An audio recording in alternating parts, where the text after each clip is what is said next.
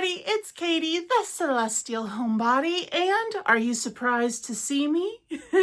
Because in my last video, I told you that the next time that you see me would be in the Comic-Con market vlog, but surprise, I'm here. By the time you're seeing this, it will be Friday and I will be at Comic-Con vending for day one. But I wanted to jump on here and do just a quick video with what I have made this week. I have been able to accomplish a lot and I'm very proud of myself with what I've been able to do this week. Last minute things that I wanted to make for Comic-Con. And should I be spending time recording this video instead of packing and working? Probably not, but I do it because I love you. My original plan was to do like a mini little this week's makes before the vlog started. That will be posted hopefully on Monday or Tuesday of next week. But I figured that a lot of people who are going to watch the vlog are not going to care about what I made for that week. So I honestly made enough as well that I feel like I can just make a whole separate video. So that's what we're doing today. I am fresh-faced for you out of the shower because I don't have time to go put on makeup and be looking cute for this video, okay? I need to get to work. We are leaving tomorrow. Today is currently Wednesday. The first day of the market is on Friday. And my mom lives only 10 minutes away from the convention center in downtown Indianapolis. So we're going to be staying with her for the entire weekend. That way we're not having to drive over an hour back and forth from home. Plus, she can watch the baby. So Celeste and both of our dogs are going to hang out at her house during the day. And my mom is actually a really big sci-fi nerd. So she does have tickets to Comic-Con as well. So she'll be able to bring the baby by and drop her off for a little bit. So Celeste can hang out with mom and dad while we're working, while my mom goes to like the panels that she wants to see and stuff like that. So that will be nice. I'm a stay-at-home mom, so I'm not used to being away from my baby for multiple hours a day. And these are like 9-hour days. And so I am really anxious about leaving my baby for that long. So it helps me a little bit knowing that she's only 10 minutes away. If I need to run to my mom's house to get a little baby snuggle in, or she can come hang out in Artist Alley with us. But anyways, I have a lot of packing to do. I need to pack for both Ryan and I. I need to pack for the market, actually. I need to pack for the dogs, and I need to pack for Celeste. So I need to go pack the suitcases when I'm done recording this video. So I need to stop talking and just get to showing you what I've made this week. So actually, one more thing before I show you what I have personally made this week. I wanted to give a huge subscriber shout out to sweet, sweet Shannon.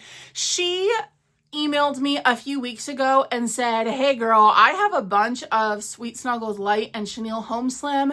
I just want to get rid of it. Would you like to buy it from me? And I was like, yeah, absolutely. Especially if you have the neutral colors, the terracotta, the barely pink that I've been needing for months at this point. And so she sent me pictures of everything that she had, and I did a little peek-see, and I told her which ones I wanted and asked her how much she would like for them, how much money I should send her.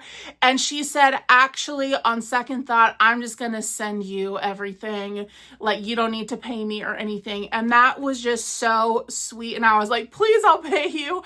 And I just really appreciated her reaching out to me in the first place. She said that I had her first choice of pick of the litter, which was amazing. So I got to pick first, and then she sent them to me. And that was just so, so sweet. But then on top of it, the cherry on top of the sundae, this beautiful woman sends me a handwritten note, and her handwriting was impeccable, by the way. It looked like it was type font. So Shannon, you have beautiful handwriting. But she also sends me this little fairy bear that she made for Celeste. How cute is she? Oh my goodness, look at her little flowers. So just based on feeling this, I can tell that this is Bernat, and I believe that this is a Bernat baby color. And she is just so well made, so sweet. And so she specifically said in her note that this is for the baby. So as much as I want to put her on my shelf back here to hang out in our videos with us, this is Celeste. So thank you so much again, Shannon. Take a look at those hand embroidered eyes too. Such beautiful work. Oh my goodness. Oh, by the way, I do have a P.O. box. That's how people send me things. The address is in the description box. Please don't feel like you need to send me anything, but it's there if you want it. And also I wanted to give a big shout out thank you to Rachel as well. Rachel, if you're watching, I got the crochet hooks that you sent me. Sweet Rachel sent me metal crochet hooks in the larger sizes because y'all know how I hate using plastic crochet hooks, which is why I shy away from using the jumbo yarns. But Rachel, I am working on a giant toothless dragon right now, and I'm using one of the metal 9mm hooks that you sent me. So thank you so much, girl. Okay, now let's get into what I personally have made this week. So we kind of have a little theme today, actually. I've worked on a lot of Pokemon, just coincidentally, but let's do the non-Pokemon things first. Let's start with the most boring. So I made one purple leggy frog. Now, this might seem incredibly random to you, but I had a comment on my video when I was doing my mock setup for this upcoming market, and it said that I should hang one of my leggy frogs in like my little checkout area so that people can get a good look at them and hopefully ask about them and, you know, drum up some sales. And I thought that that was a great idea. So shout out to you. I don't remember who it was and I apologize. I get a lot of comments and I try to respond to all of them. So they all get jumbled up in my head. But thank you so much for that suggestion. That was a great idea. You guys had a lot of good ideas for that video, by the way. But I did not want to do any regular leggy frog. I wanted it to match my brand color, which is purple. So I use the Loops and Threads Fluffy Flex in the purple color. And sure, I could have just done regular purple, but I thought the flex gave him a little spice, you know? So there he is. I accidentally did one extra round in his body, so he's an extra long boy. And he's gonna look so cute hanging from my grids over my checkout area. And yeah, hopefully he'll get some questions and some sales. And I only have one purple and I'm not bringing purple yarn with me. So if somebody wants this one specifically, then I guess I'm just gonna sell this one specifically. So one purple leggy frog. So the next thing that I did was I have had this pattern for a very long time. I got it on Etsy. It is by Shield Maiden. If you have not used any of Shield Maiden's patterns, I highly recommend. They're very simple and easy to follow. Her like PDFs don't have a bunch of pictures and things like that. So not great for beginners, but if you know what you're doing and you know what a half double crochet is and a slip stitch and all of that stuff, her patterns are great, very straightforward, to the point, and they're only $1 each on Etsy, which she makes like sense on that because as an Etsy seller myself, I know that those fees be crazy. So she probably makes only a couple of cents per pattern sold. So go support her. I will link her pattern down in the description box as well as everything else that I've made this week. But I have had this pattern sitting in my purchased PDFs for a very long time, and I thought that it would be good to make for the Renaissance Fair, which is my next market coming up in May. But I wanted to make one of these little guys for Comic-Con as well, because I think that they have a place for Comic-Con too. So this is a chubby little owl. If you are a Potterhead, you might have seen this and thought, Hedwig, which I think is what it's supposed to be. Sure, it could just be ye old generic snowy owl, but it looks like Hedwig. And because I don't do the whole copyrighted thing here on this channel, we call him here Hair Toupee, the non-copyrighted version from Larry Porter. So anyways, here he is, and I gave him gigantic sparkly gold eyes because he's an owl, so he needs huge eyes. And I just happen to have these gold glitter discs, which work perfectly. Now, he doesn't have any feet, and I feel like that's fine. I think that because of the way that the pattern's done, he's got this flat bottom. I think that you could do what I did with the Junimo, which is put a magnet inside of the plushie before you close up the hole, and then you can have another magnet and put it underneath your clothing like this so that he permanently sits on your shoulder. That's what I have my Junimo do, and I think that they're going to sell really well just with that additional oomph. You know, they're not just a plushie that you hold or whatever. You can actually add them to your cosplay or Halloween costume or whatever.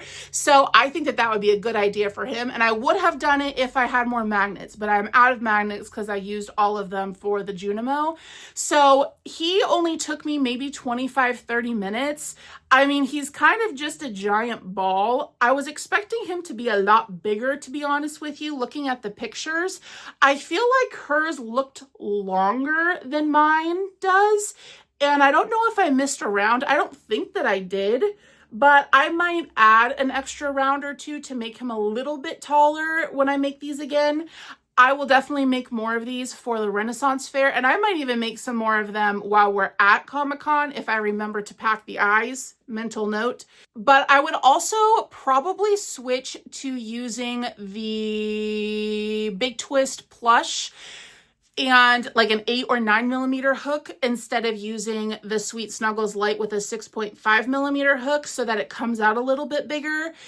I think that for the amount of time that you would spend on this, 25-30 minutes, commanding a $18 to $30 price depending on your area and the market, I think that it's a great make, so I will definitely be making more of them. Sure, there's a little extra time too with the embroidery. I did not include the embroidery time in that 25 to 30 minutes, but very easy to do. It's literally just increases single crochet rounds and decreases, and then the wings you have to sew on. That's about it. I'm very pleased with him. He's adorable. If he was a little bit taller, I might even go the extra mile with these in the future and make them out of cotton or acrylic, some house color scarves. So maybe do 4 owls and display them. I said owls weird. Do 4 owls and display them with little scarves and do like the maroon and gold for the Gryffindor and the green and silver for the Slytherin and etc. So I think that that would be very cute and might encourage more sales because they see their house, you know? And an owl is a very popular pet to bring with you to pig pimples. That's my knockoff version of Hogwarts. I just made that up. So given that my market is Comic-Con and comic book characters are very popular, I was like, I need to do something in like the $18 to $25 zone that I can make a bunch of and have as like the lower price point stuff, because I do have a lot of big, more expensive stuff, which was my goal to have, as opposed to the little generic random critters that I would have for any other market. I wanted to go character, but it's hard to find a character pattern that is quick and easy, i.e. no-sew. But I was looking through my Instagram saved and I found a Baby Yoda pattern that I had saved a long time ago. Of course, it will be linked for you. That is no-sew. And I was like, that looks like it's pretty easy. And so I made 4 of them. So the first 2 that I made, I used old formula Bernat for their little, oh, hang on, I grabbed the wrong ones. I used old formula Bernat for their little coats, and boy, was this stuff thick. Thick with 2 C's thick.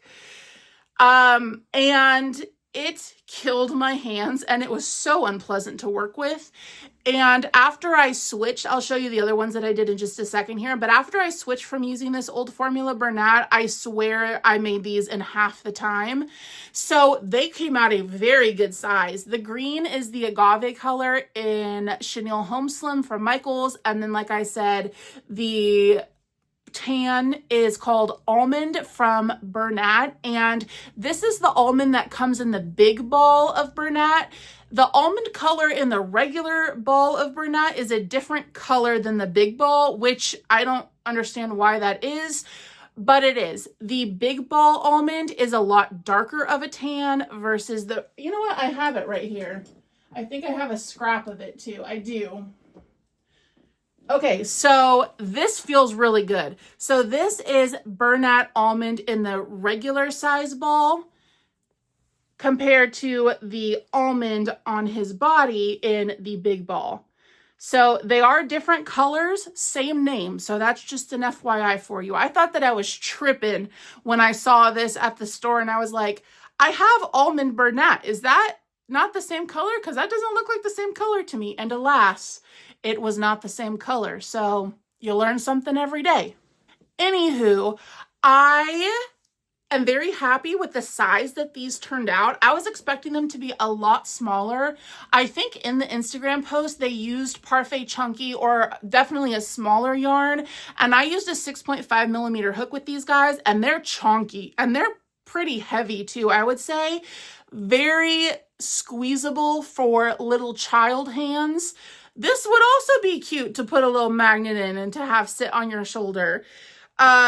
Just baubles for the arms and legs. It is almost no sew. You do have to sew on the ears, but it's no big thing. The ears took me like 30 seconds to make both of them, and then sewing them on did not take much time at all. So I would say in all, these took me about 25-30 minutes, so similar to the owl, and they're about the same size too. I'm thinking for Comic-Con putting both these and the owls on the $28 shelf because they are nice and big. Now in any other market, I would make them a little bit cheaper, but since they are a specialty item at a specialty convention, they're getting a little raise.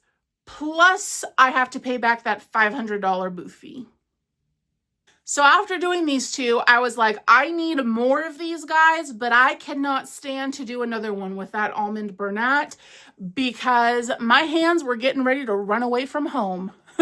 So I went to my brown yarn stash and I was like, well, you know, on the child's little cloak, his little jacket that he wears, the actual jacket itself is a darker tan, and then the little fold over on his wrists and neckline is a lighter tan. So I was looking through my stash thinking about what I could pair with this color and maybe just use this for that little collar part.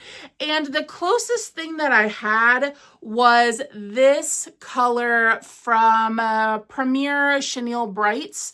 And I believe this is color Rust. I'm 99% sure it's Rust.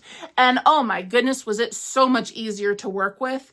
Now, interestingly, these did come out a tad smaller. It almost looks like I missed a round. Did I miss a round? No, I didn't miss a round. These are the exact same. This one did come out a tad smaller despite me using a 6.5 millimeter hook on both. So just something to note. Again, this Bernat was real thick, so that makes sense why it's a little bit bigger. I don't love the contrast. I would have liked more of a medium brown, something a little bit closer to this light brown, but that's okay. It gives it some contrast and character. I'll probably put one out of each of these at the convention and then let people choose which they like better. I think honestly, if I had the choice and I was interested in purchasing this, I would go with the solid color tan. I don't know why, I just like it better. He is a little bit bigger too. So I'm looking over here, by the way, because I'm looking at the viewfinder. So I ended up making 4 baby Yodas. I felt very accomplished with that, and I'm bringing yarn to make more of these at the con because I have a very strong feeling that they're going to sell well. At least I hope that they do, because apparently Star Wars is like one of the biggest franchises that is represented at a convention like this. So now let's get into all of the Pokemans that I made this week. Catch 'em, gotta catch 'em all, Pokemon. So you might have seen Naughty Nat on Instagram makes these little Pokemon characters, Pokemon inspired characters named Chunkymon, and they're essentially just little balls that you add some accessories to make them look similar to the Pokemon that we all know and love. And they're called Chunkymon. Well, I thought that Pokemon would be another heavily represented franchise at a convention like that I'm going to this weekend. I also thought that they would be good for the Renaissance Fair coming up, so if they don't sell at Comic-Con, I think that the Renaissance Fair, they would be just as appropriate there. So I wanted to make some of those. And when I mentioned a few videos ago that I would be making some of those for my markets, I believe it was Knots by Bree said you should put them in mystery boxes and they're going to sell even better. And I thought that that was a genius idea. So I went on Amazon and I got some little 3x3-inch boxes. I will link what I bought in the description box. Now, these are small boxes, okay? They are not very large. So I made 25 Chunkymon to put inside of these little mystery boxes. Now, if you used any sort of jumbo weight yarn, or if you literally had a millimeter looser tension than what I use, your Chunkymon are not going to fit in these because they're busting like a can of biscuits. I would say that I have generally looser tension, and I do use a 6.5 millimeter hook, so you might be okay if you get these boxes for your Chunkymon. So I have a thermal label printer that I use for printing out shipping labels for my Etsy shop, and I wanted to do some sort of sticker to go on these boxes to indicate that they are from my shop, that they are a mystery box, and also a little note on there to return the box, as I will reuse them and recycle them and not take the box or throw it away or whatever. So I just designed a little label on Canva and then printed it out on my thermal label printer. Printed all 25 of them, had to cut out the sticker and then put the stickers on all of the boxes. That was one of my tasks to do today that I just finished. So on it, it says the name of my shop, the Celestial Homebody mystery box, and then I put on there, caution, contents will make you extremely happy. Please return this box. It will be recycled. Now, I would have made the fonts on this bigger, but I don't got time for that. I don't have time to sit there and print out 25 new labels and hand cut all of them and stick them on the boxes. So this is what we're working with. These do come off fairly easily. So before my next market, if I remember / if I have time, I will fix the small text issue and redo the stickers. But now all of my boxes have stickers, and when people get a mystery box, they open it up. Look at them squeezed in there. They get a mystery Chunkymon. So here is a little Gengar, a little shadow ghost, I think Naughty Nat calls it. And because of their little bobble arms, they do not even fit this way. You have to put them diagonally.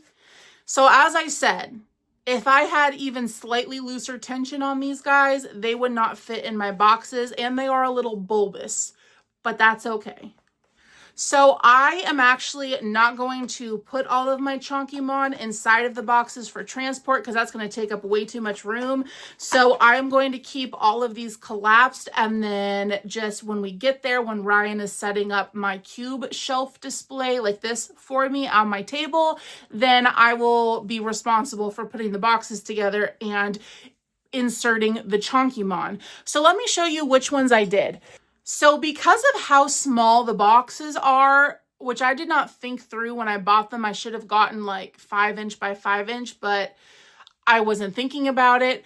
But because of how small the boxes are, I had to narrow down which Chonkymon I wanted to make options based on how protuberant their accessories are. I don't know how to say that. How far their little ears and tails and whatnot stuck out. Because as you can see, Gengar with just his little ears barely fit in that box. So if he had like the Eevee ears, he would not fit without me like folding them and shoving them in there, which could damage the plushie. He could not have a giant tail because that wouldn't fit. So that is how I chose which Chonkymon I wanted to do.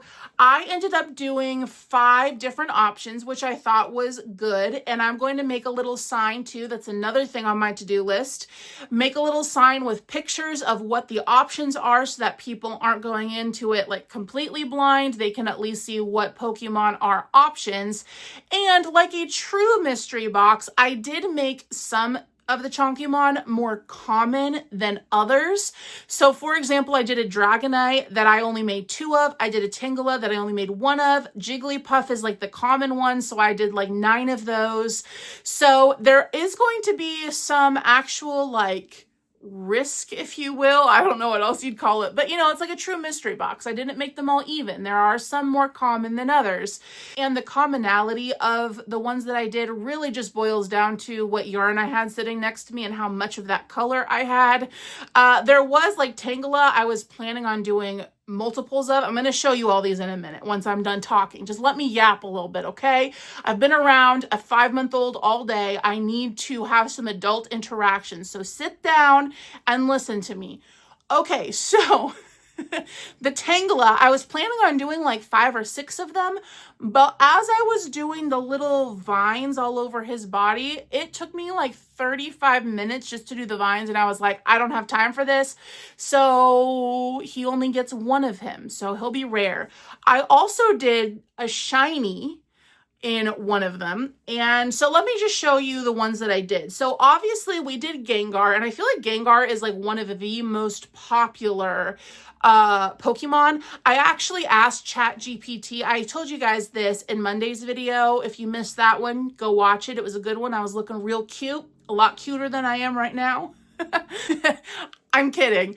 But I asked ChatGPT what are the most common fandoms that are represented at Indiana Comic Con specifically, and it came out with 5 things, one of which was Pokemon. And then within each of those categories, it gave me 3 characters that were the top represented characters. And for Pokemon, it was Gengar, Eevee, and Pikachu. Now, I would have done a Pikachu and an Eevee had my boxes been bigger and their ears and tails would fit, but that was not in the cards for this market. So Gengar was a no-brainer. Plus, this one is one of the easier chunks. You do have to sew the ears on all of the, actually, no, you don't. I take that back. You do have to surface crochet all of the ears on these, and then some of them have a little bit of embroidery. Like for Gengar here, you do have to do the mouth and then his little angry eyelids. So I ended up doing 6 Gengar, I think. So 6 of him. Then I was thinking about another really, really popular Pokemon that was not on the ChatGPT list, but I feel like is popular just based on my circles within the Pokemon community. And that would be Snorlax. And he also fits perfectly into the box since he's like the same shape as the Gengar. And Gengar has a little teeny tiny nub tail and Snorlax doesn't, so he was even less work. You of course have to do the embroidery for the nose and the mouth, but he is very simple. Also, for the yarn on all of these, I just went ham in my stash. I mixed Chenille Brights with Sweet Snuggles, with Home Slim, with Elise Voluto, with Parfait Chunky doubled up. I was just looking at colors. I was not looking at brand name, which is usually what I do. That's why I organize my yarn by color, because I do not shy away from mixing yarn brands. It has never not worked out for me in the way that I intended it to work out. So that's why I do that. Plus, if I had a rainbow order of all of my yarns in each different brand, I would be overrun in this little teeny tiny office with yarn. So I like visually the way that this looks, but I also mix yarn a lot. So on this one, it just happens to be both chenille home slim. The next one that I'm going to show you is a bunch of different colors. So here's a little Dragonite. Look at how cute he is. So Dragonite does have a tail. You know what? I haven't tested this in a box. Let's find out together if this was a waste of time. If it was, then I can just put him in like my little $15 bin. Let's see. Oh, I can't. Oh, okay. I can put him face down. He's kind of smothered in there, but that works. Okay, perfect. Good, good, good. I only did 2 Dragonites, so I was not sure if he would fit, but he fits in there. Let's pretend like I just bought it. What did I get? I see macaroni and cheese orange. It's Dragonite. I do call this macaroni and cheese orange. I don't know if it's coming across to you on camera, but is this not the exact color of Kraft mac and cheese packets? Also, the color of the $500 bill in Monopoly. This is Elise Voluto. But then, of course, for his little antenna here, it is sugar and cream cotton-y.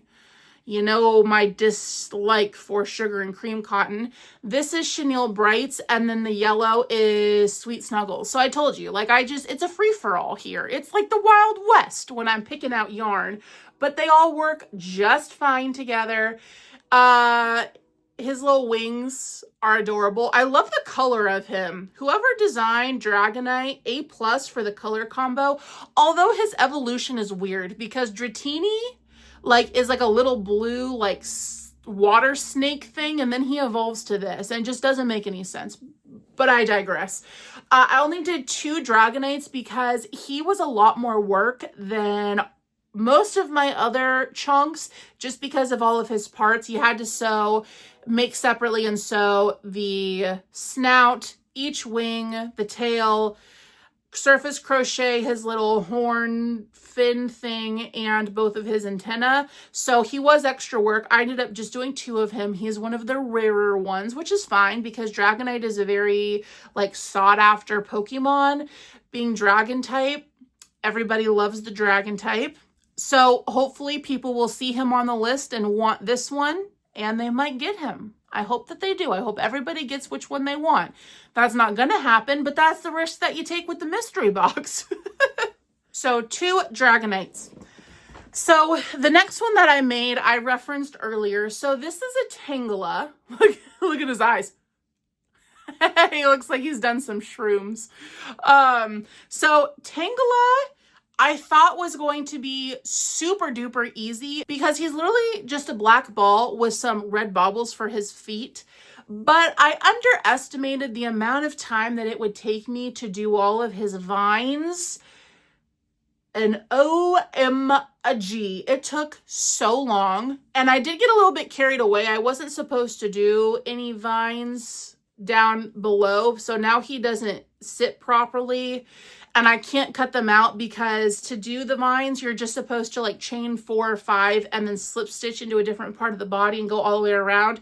So I can't cut these out. Otherwise, everything will come out. So he kind of looks like he's got some hair down there, which was unintended. He's supposed to look like that. But oh well. For his eyes, you're supposed to crochet using white, like the eyeball, and then for the pupil use a 10mm or even a 6mm safety eye. But to save on time, I just went to my Cricut and used my rotary blade to cut out felt in the white, and then I just used some puff paint that you use to decorate shirts and whatnot to do his pupils, and then just hot glued them on, and that saved me a lot of time. In my opinion, it saved me time. I should go over that little spot right there. I'm going to go over that with a piece of black. Sometimes that happens with color changes. No matter how good of a crocheter you are, sometimes you get a little peek through, especially when it's a very contrasting, like black. So I'm going to embroider over that so that you don't see that little spot right there. But Tangela is cute. I wish that he didn't take as much time, so I only made one of him. So he's going to be the rarest draw. Then we have one of my personal favorite Pokemons that I made, I think, 9 or 10 of her. And this is Jigglypuff. Jigglypuff, Jigglypuff, Jigglypuff, Jigglypuff. Very easy to do. On this one, there are no color changes, no embroidery. The only additional thing that you have to do on this little lady is the little swirly hair tuft. She's precious, so I did a bunch of her. Plus, I have so much pink/blush yarn that I thought, like, I got to get rid of some of this because my pink yarns are overflowing to other parts of my office, not on my yarn wall. So I need to get rid of some of it. So that's why I did a bunch of her. I also did... For my 5th option for the mystery box draw, you could also get a Togepi. I feel like Togepi is another popular-ish Pokemon. And this one had all of the embroidery, so it wasn't crazy quick. I would say these take me between like 15 and 30 minutes, depending on all of their additionals. But I really didn't mind doing the embroidery. I'm one of those weird crocheters that actually really enjoys embroidery and sewing. I just feel like if you don't do those things, you're lazy. Oh, I've said this before and I'll say it again. This is maybe a controversial hot take opinion, but I think if the only thing that you sell is no-sew and low-sew things, you're lazy and you're just doing crochet just to make money, not because you actually like to do it, because without embroidery and sewing, you can't get detail in things, you know? So I really enjoy sewing things, and that is why I spend so much time making my higher priced items, like the dolls. Like, that's like 7 hours of sewing and things. So, and color changing. I love doing that.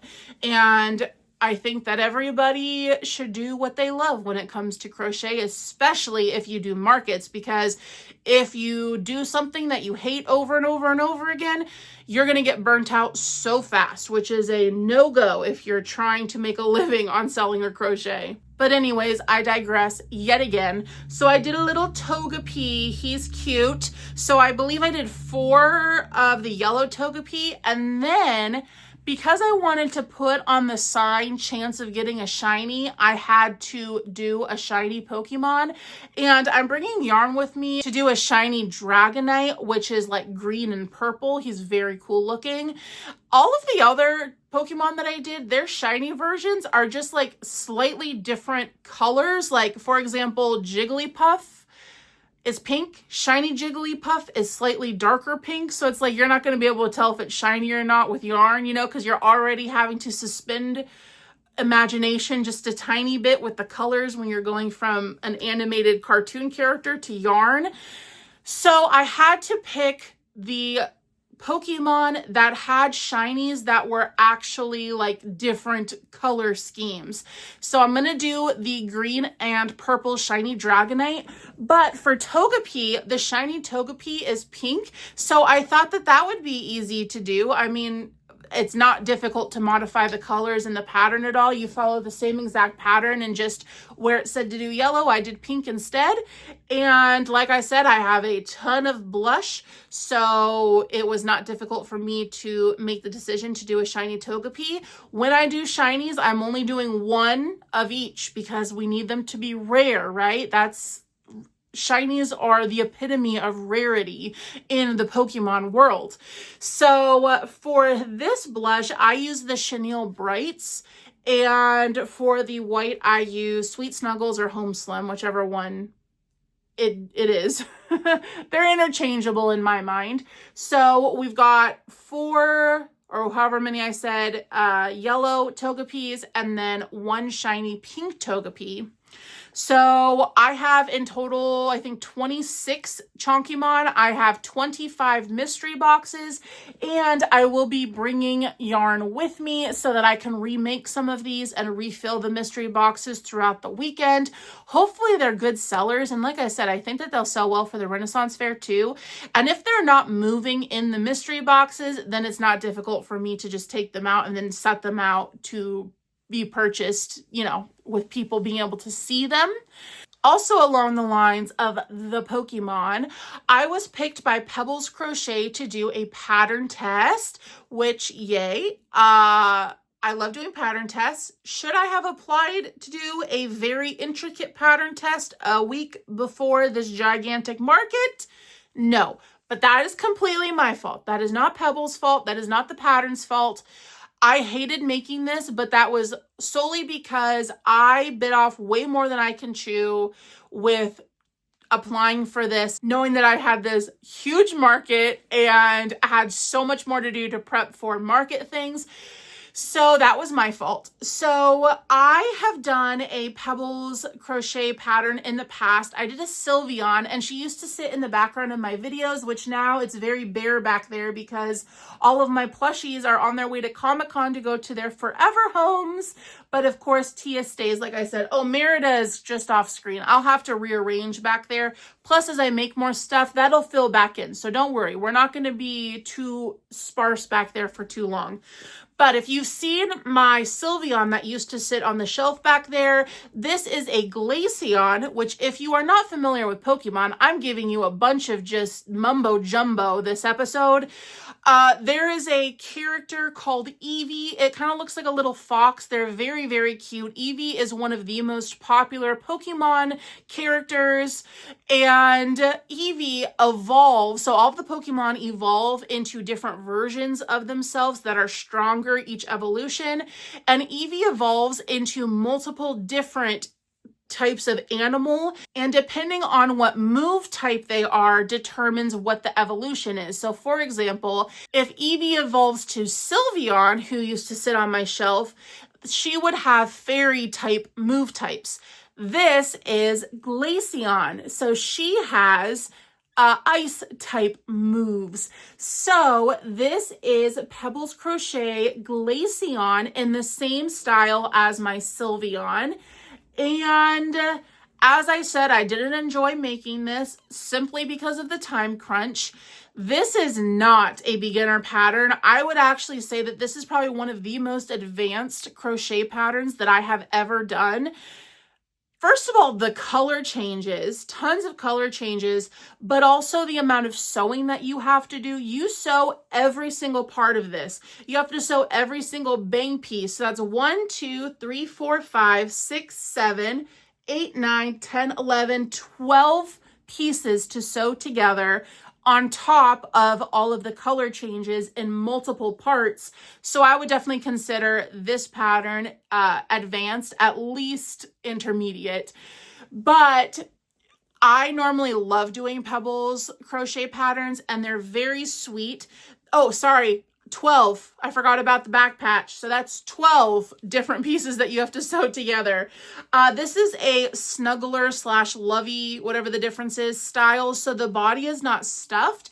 It is half double crochet. So if you have really tight tension / you yarn under, then you could probably get away with stuffing the body and not have holes. But since I have looser tension and yarn over, I do not feel comfortable stuffing the body because I felt, yeah, you can put your fingers through those because they're half doubles.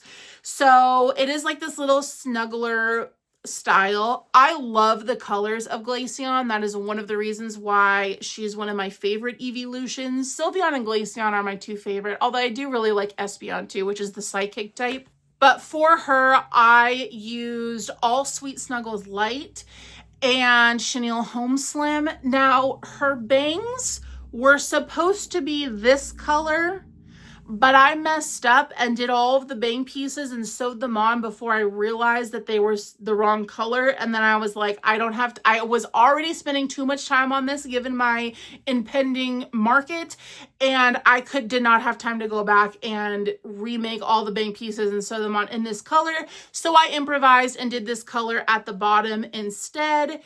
And now I had some trouble with the color changes, and nobody else in the pattern testing group had this problem. And I messaged and I was like, what is happening? Because you see how it swirls? It's not supposed to look like that. It's supposed to look like a V.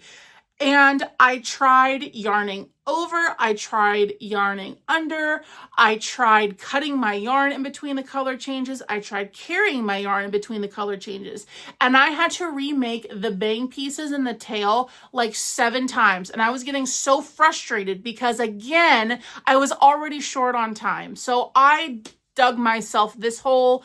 Now it was time for me to lay in it, and I did, and I hated it. And everybody's like, it did not work out like that for me. Like, the pattern worked perfectly. I don't know what you're doing wrong. So I took a couple day break from it. Then I came back, and then I realized that I was mixing up the teal and the turquoise on the pattern, and I was like doing my color changes at the wrong part. So I figured out what I was doing wrong after many hours of figuring out what it was. So it just took me walking away for a few days and coming back to it with a fresh set of eyes to understand. So they're supposed to look like these. So they came out looking a lot better than this. And yet again, I should have redone the tail, but I really want to take this baby to Comic-Con, and I do not have time to redo that. So somebody's just going to have to love it for all of its flaws. So I'll have Glaceon and Sylveon sitting next to each other. Oh, I forgot to say on her, I used white eyes, which I know creeps some people out, but I love them. I think that they're creepy in a cute way, or cute in a creepy way, whichever one of those apply. And I did hand paint these, which sounds really fancy, but it was just me glopping on some acrylic paint. You know, it wasn't that exciting. And I chose like this gray blue color because, you know, she's icy. And Glaceon does actually have white pupils, so I figured if there was any appropriate time to use white pupils, it would be for this little lady. So that is what I did. I wish that she came out a little bit bigger. For the amount of work that these guys are, I would really recommend using a jumbo weight yarn if you can find the colors in them, because they're not very big. They're really not. But they are precious. So A+ for your pattern, Pebbles. F- from my execution. So the last thing that I have been working on this week, which I do not have to show you today because it's not done, but I promise I will show you in my Comic-Con market vlog that you will see early next week. On my hook right now is a giant Toothless the Dragon, and I am very excited for it. I have these giant green, like holographic disc eyes that I'm putting into it, and hopefully it comes out as I am imagining in my mind, because with the How to Train Your Dragon movie coming out this year, the live action movie, let me clarify, coming out this year or next year, whenever, coming out soon, I think that Toothless is going to be a great selling item. And if he does not sell at Comic-Con, then I can sell Toothless at my Renaissance fair, which will make sense there because it's a dragon and I'm supposed to be doing like mythical creature things. So that is everything that I finished between Monday when you saw me last and Wednesday today. So I've been crocheting my little fingers off. Fortunately, my mom has been over like every night. She's over right now downstairs taking care of Celeste so that I can work. I texted her today and I was like, this is an SOS.